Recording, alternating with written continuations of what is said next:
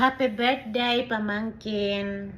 Message ito sa pamangkin ko. Nakalimutan ko yung pangalan mo. Sa anak ni Myla at Noriel. Sa anak ni Antonio at Myla. Happy birthday sa iyo. Mag-aral kang mabuti.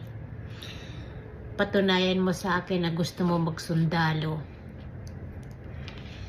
Sana isa ka sa lahat ng mga pinag-aral ko, ng mga pamangking ko na sinuportahan ko. Sana isang lang pangarap ko, isa lang.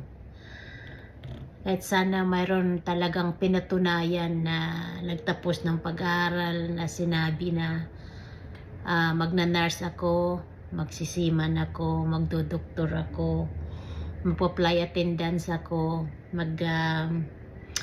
magme-midwife ako, magtitake